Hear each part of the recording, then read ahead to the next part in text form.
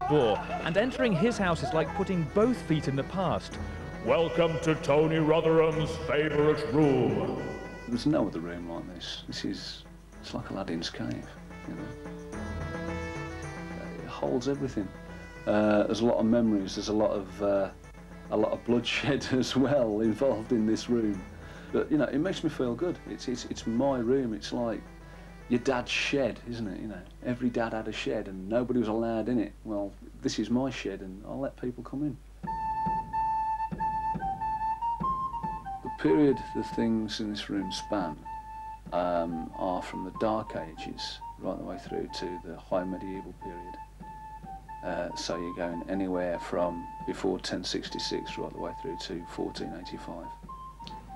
The key artefacts in this room would be, I think, the helmets to start with.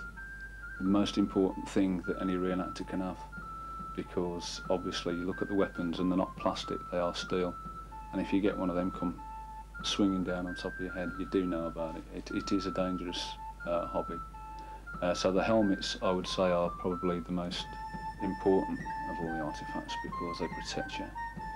Swords and weapons are all very well and good, they all look very nice, but you know, I mean, I don't really like using a sword myself because you've got to get really close to fight somebody with a sword, whereas if you're using a bill weapon, you've got like something steel and pointed on the end of a pole so you can keep them away from you.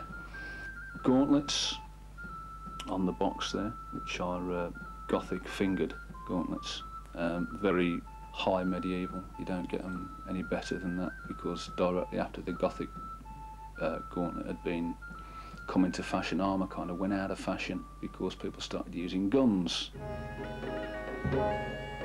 As in medieval times, Tony and his fellow reenactors, the Company of the White Boar, take their exploits on the battlefield very seriously indeed, not least fighting to protect the banner of their household. The banners are quite important.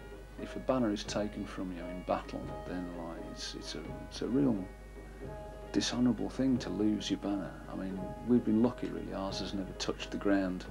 Well, if it has, it's fell over, like, you know, but it's never been taken from us, wrested from our grip, as it were. I always tell them that if it ever gets captured or it touches the ground in battle, whoever's carrying the banner will be flogged. And it kind of keeps people on their toes. We like to think that we are as authentic as we can be. Our clothing is made to patterns that were around during the 15th century or the 11th century or 12th or 13th, whatever period we're doing. We try to be as authentic as possible.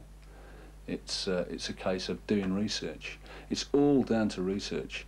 I mean, we, the Company of the White Boar will actually do a living history and they will cook with 15th century recipes, the food that was around at the time. So, and right the way down to using the right kind of pins and needles for sewing. So, what is the well-dressed medieval man wearing? These are long thigh-length boots used for riding and more than anything else. On my legs I've got hose. These are joined hose as opposed to single-legged hose, which are just two tubes, one on each leg, with a pair of brays, which is medieval underwear. I have a doublet, which is the coat that I'm wearing, and a hood. You know, it's rather a fine doublet, but then again I am a captain, so I can afford it. If we're doing an authentic battle, a show where it's at somewhere like Bosworth or Blore-Heath or Town, then the outcome is always the same. People know who won. If we're just doing a small show somewhere where there wasn't really a main battle, we can write it ourselves. So it's a case of the heads of the households, which is what we are, getting together and saying, well, you'll die this time and we'll die next time, kind of business. So, you know, it's like kids' games, you know, when you're a kid and you were playing war. And it's that kind of thing, and it's fair. Some of the most interesting figures have always been classed as the villain. I'd love to be a hero. Unfortunately, people say I don't look like a hero, I look like a villain. So I'm a bit typecast where that's concerned.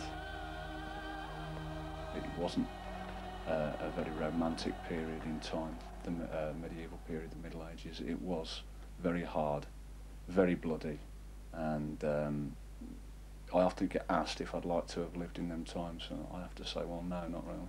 Too hard. Too hard, much too hard. It's October.